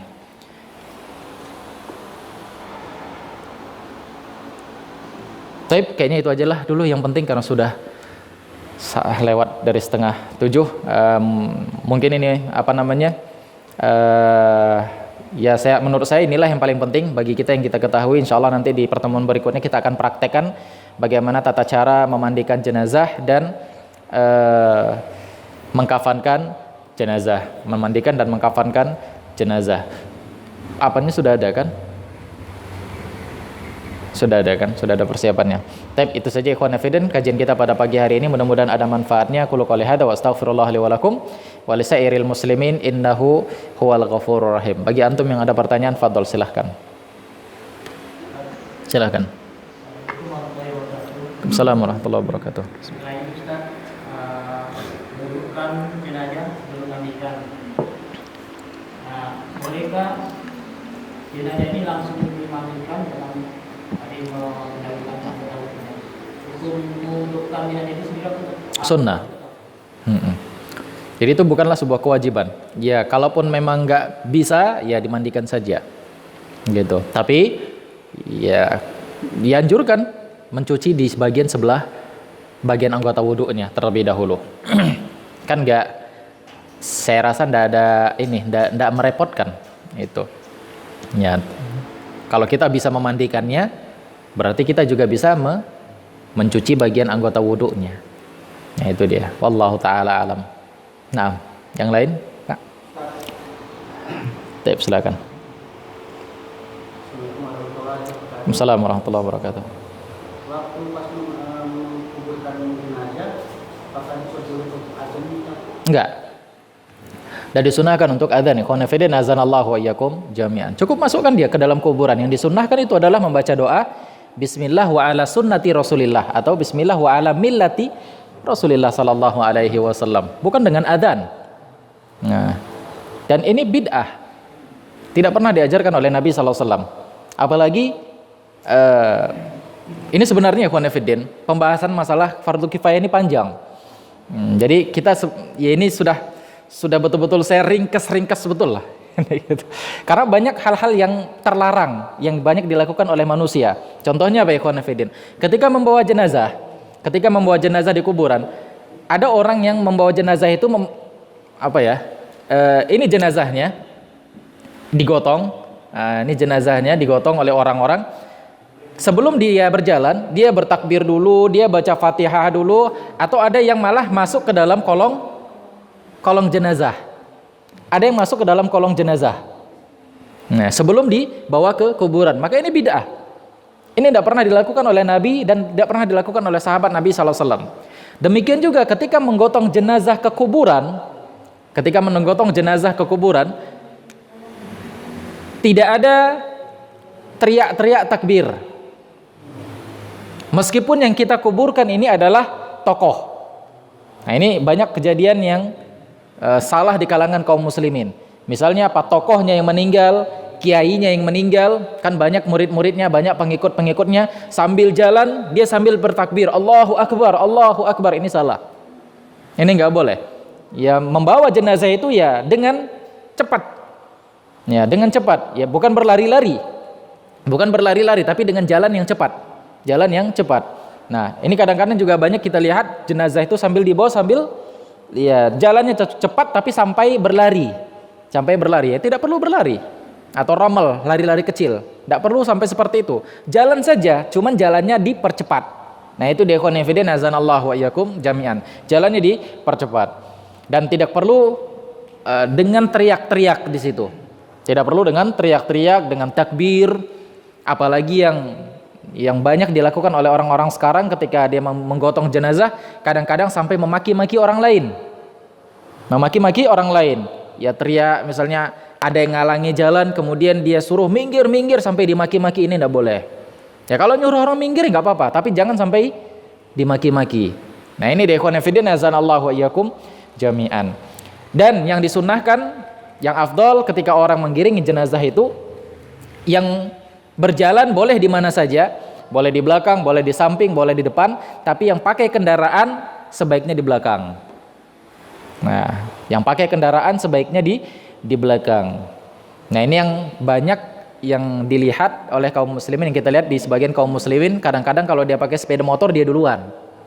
Yang pakai sepeda motor dia duluan. Sebaiknya yang pakai kendaraan di belakang. Nah, yang pakai kendaraan di di belakang. Yang berjalan di depan itu adalah orang-orang yang tidak pakai kendaraan. Pak Ustadz, bagaimana kita mau ngatur arus lalu lintas? Ya bisa. Ya nggak ada masalah. Kalau mau ngatur lalu lintas malah lebih mudah yang nggak pakai kendaraan. Kan begitu, ikhwan fillah, azanallahu wa iyyakum jami'an. Nah ini dia. Demikian wallahu taala alam. Jadi nggak ada diazankan. Naam. Taib, yang lain, fadhal. Assalamualaikum warahmatullahi wabarakatuh. Waalaikumsalam warahmatullahi wabarakatuh. Masalah orang yang menerima jenazah tadi tidak boleh sebelum berhubungan badan dengan makna walaupun dia sudah mandi junub. Ya. Dan yang kedua, yang lahat yang disunahkan itu di tengah lubang atau Boleh di samping, boleh di tengah. Nah, kadang-kadang kan kita buat lahat. Ini kuburan misalnya. Ini kuburan. Ada yang membuat di tengah. Lahatnya itu. Ada yang membuat di tengah. Ini boleh. Ada juga yang di samping, maka juga boleh. Nah, yang di samping juga boleh. Karena dua-dua pernah dilakukan, pernah dibuat oleh di zaman Nabi Shallallahu Alaihi Wasallam. Lahatnya itu di tengah dan ada lahatnya yang di samping. Demikian wallahu taala alam. Nah, yang lain, fadhal.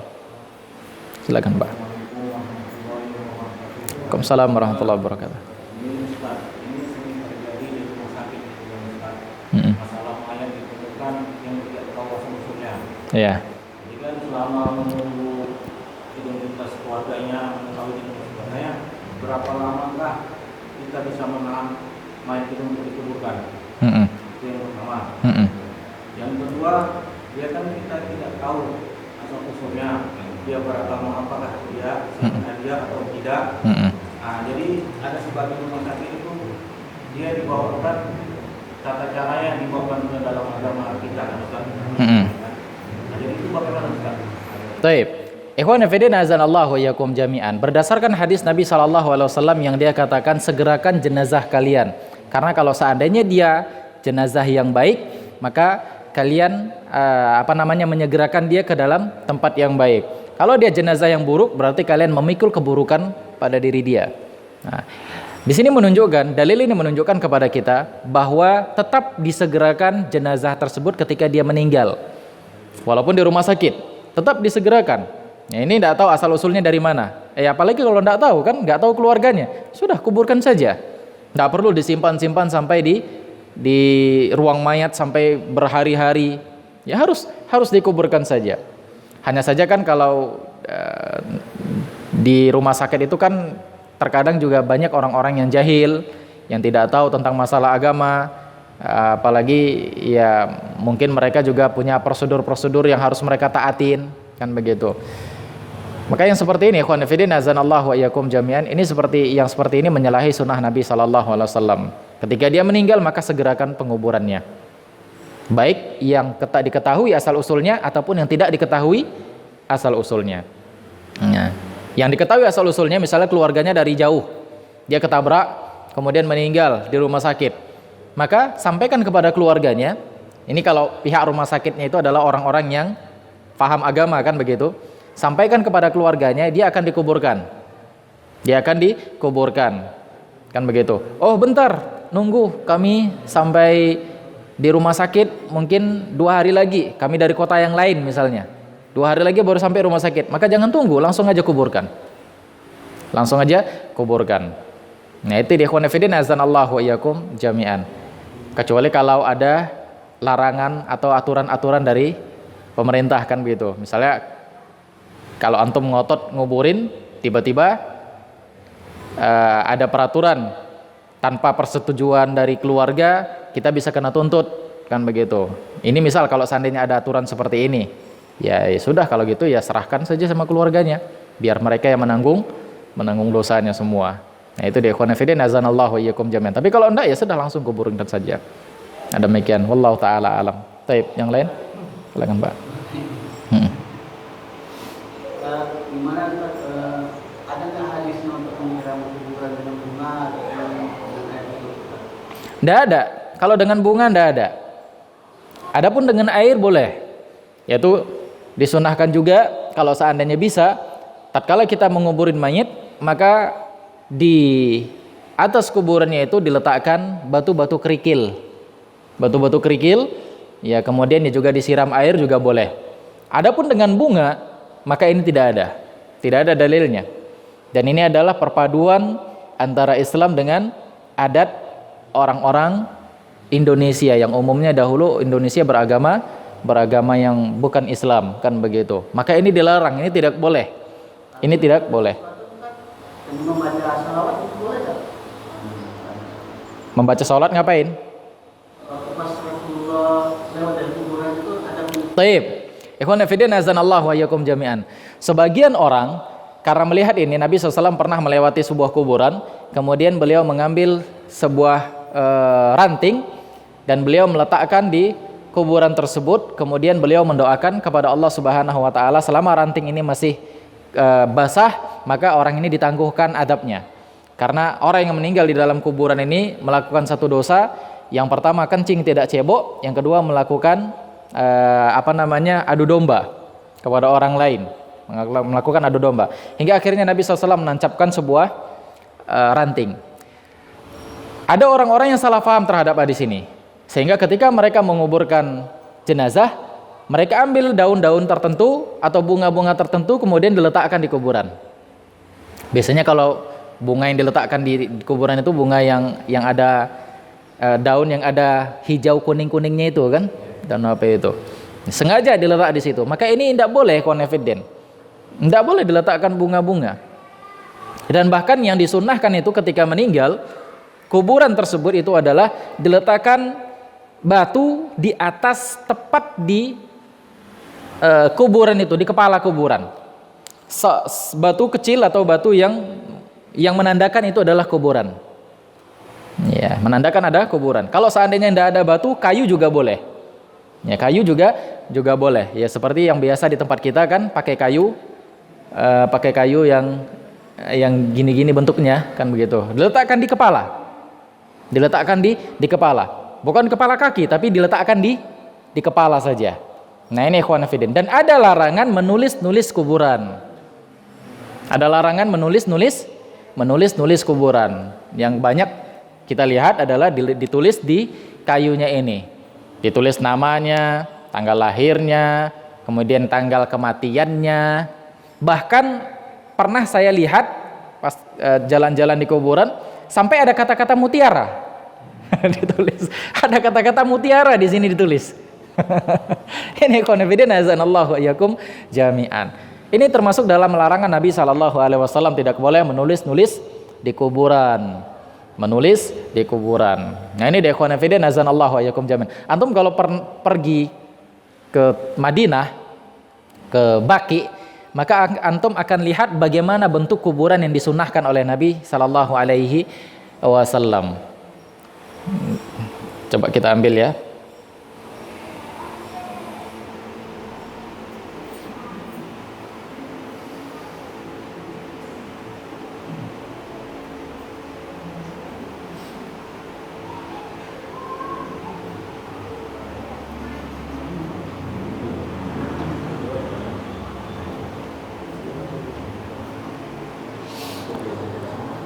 Baik.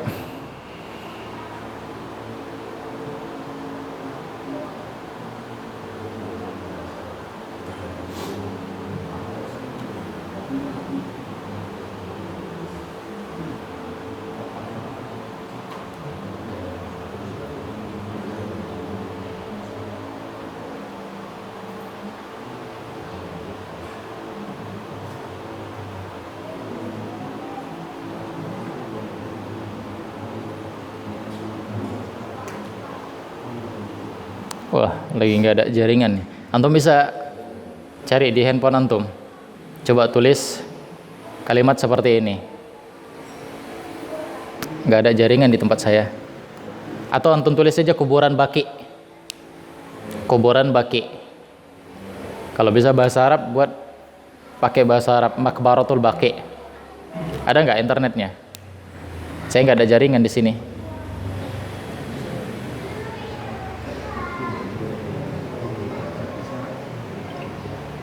Mati.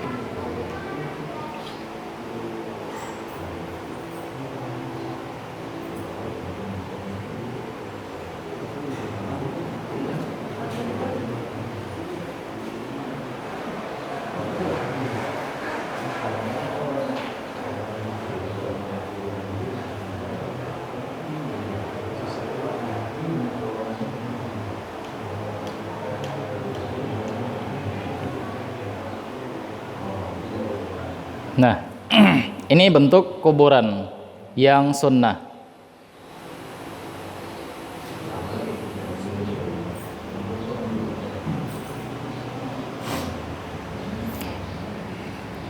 Ini bentuk kuburan yang sunnah.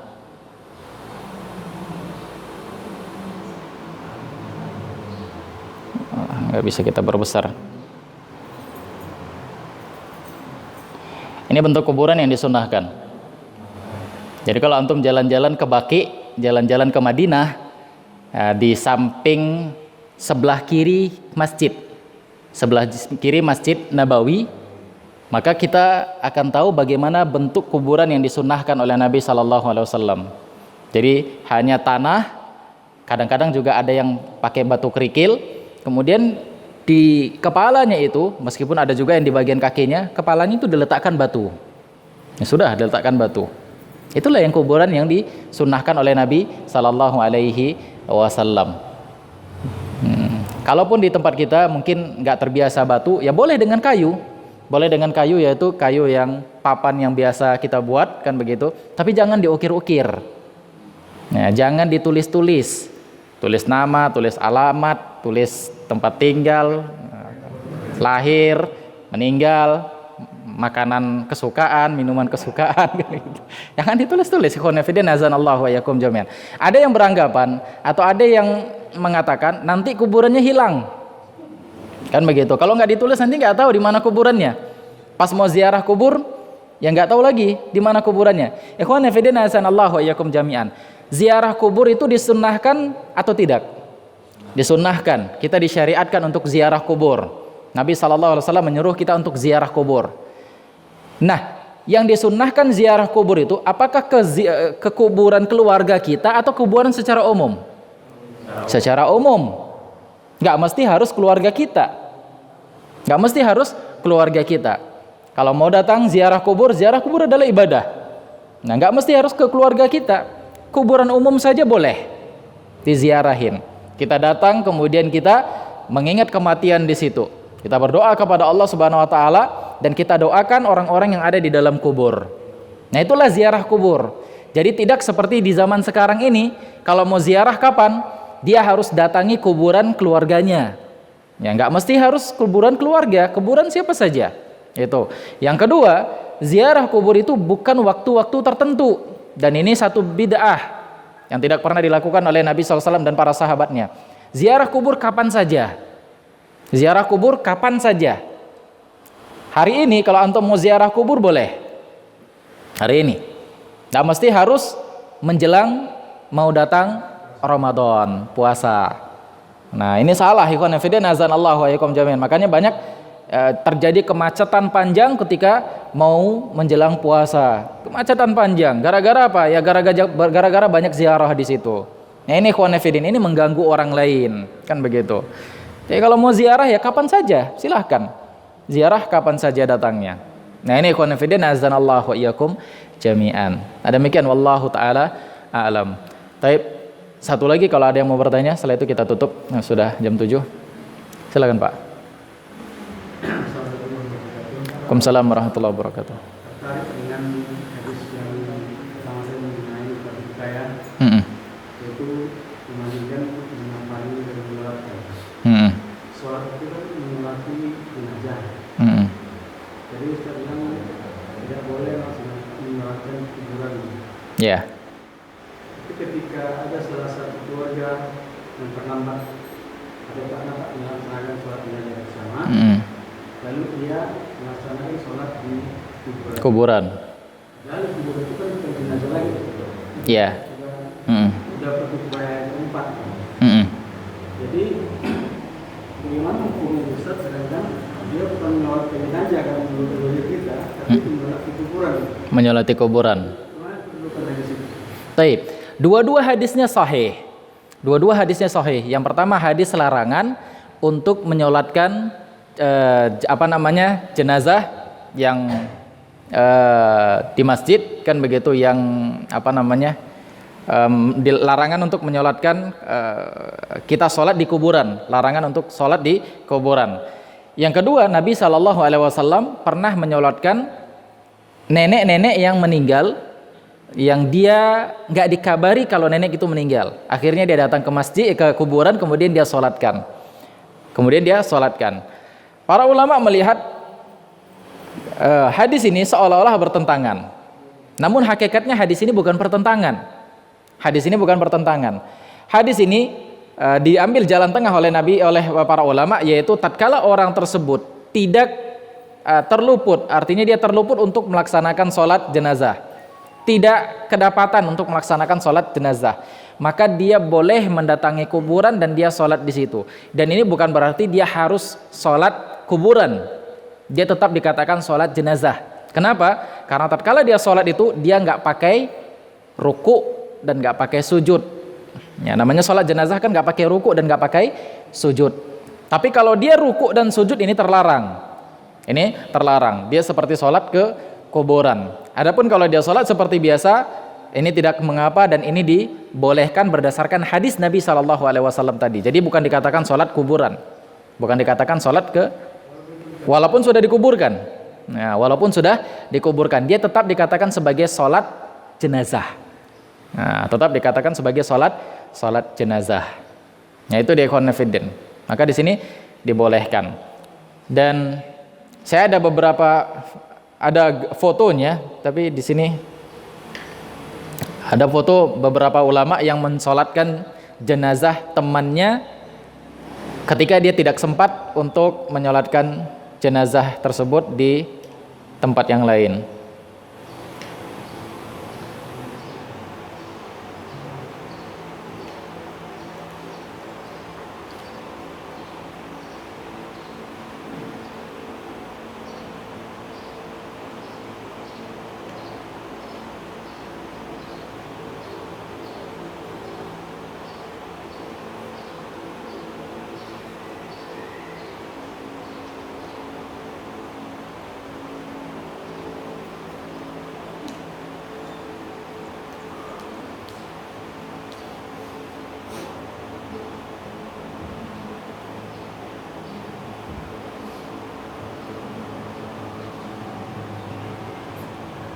Enggak kita dapatkan di sini. Jadi khonafidin, jadi boleh berdasarkan hadis ini boleh kita sholat datang ke kuburan kalau seandainya kita terluput dan sholat di kuburan. Posisinya sama seperti sholat jenazah biasa.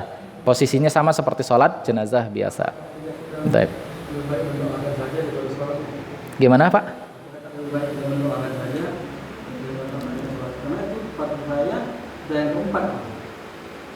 Apakah kita tadi apa?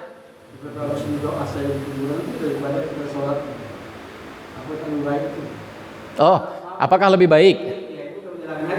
Ya, ya kalau mau mendoakan juga tidak ada masalah. Misal kita nggak mau nyolatkan, kita terluput nyolatkan. Kalau mau mendoakan juga tidak ada masalah. Tapi kalau kita mau menyolatkan juga, maka ini juga terbaik. Kenapa? Kita akan mendapatkan satu qiraat, kan begitu? Kita dapatkan satu qiraat. Salah satu keutamaan dari ikut melaksanakan proses penyelenggaraan jenazah, kita akan mendapatkan pahala-pahala yang besar. Pahala satu qiraat.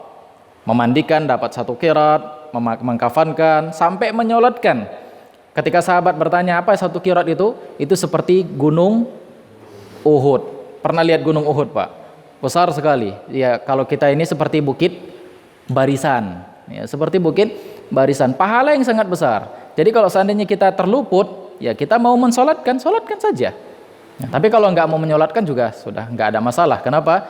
Kita sudah terbebas dari kewajiban karena dia sudah disolatkan oleh orang lain. Sudah disolatkan oleh orang lain. Jadi juga kalau nggak mau menyolatkan nggak apa-apa, nggak masalah. Tapi lebih afdol kalau mau solatkan karena pahalanya besar. Nah, ini khonafidin. Kecuali kalau sampai terjadi fitnah. Nah, misalnya di kampung orang ya asing melihat yang seperti itu, kan begitu. Terus kita sholatkan, nah, akhirnya jadi perbincangan orang kampung, orang ribut, loh sholat di kuburan, kan begitu. Nah, jadi harus kasih tahu dulu orang kampung. Nah, kalau orang kampung sudah paham, baru kalau kita mempraktekkan silahkan. Nah, itu dia. Dan demikian wallahu taala a'lam. Baik, ikhwan fillah, kita cukupkan saja. pertemuan kita pada pagi hari ini. Mudah-mudahan ada manfaatnya. Insya Allah nanti kalau antum mau ada tanya-tanya lagi di pertemuan berikutnya kita akan bahas, kita akan praktekkan cara memandikan jenazah sampai mengkafankan jenazah. Jadi untuk pertemuan berikutnya tinggal persiapkan saja ya semuanya. Dan memandikannya di mana ini? Satu orang harus ada ininya, harus ada relawan. Iya, harus ada relawan. Jadi antum persiapkan relawannya, yang kita betul-betul kita mandikan, kita guyur dia nanti. Betul-betul kita mandikan. Jadi persiapkan pakaian ganti. Nah, siapkan pakaian ganti. Di mana? Biasanya mandikan di mana, Pak? Di luar. Di luar ini, di teras ini. Nah, teras. Berarti ada tempatnya ini. Ada tempatnya. Kalau di teras ini aja kan becek kan? Oh, dekat kamar mandi. Ada tempatnya itu kan. Taib. Sudah, tinggal persiapkan peralatan-peralatannya, kemudian persiapkan relawannya. Nah, relawannya. Taib, kita cukupkan saja. Mudah-mudahan ada manfaatnya. Qulu qouli hadza wa astaghfirullah li wa lakum wa lisairil muslimin. Innahu huwal ghafurur rahim. Subhanakallahumma bihamdik asyhadu an la ilaha illa anta astaghfiruka wa atubu ilaik. Assalamualaikum warahmatullahi wabarakatuh.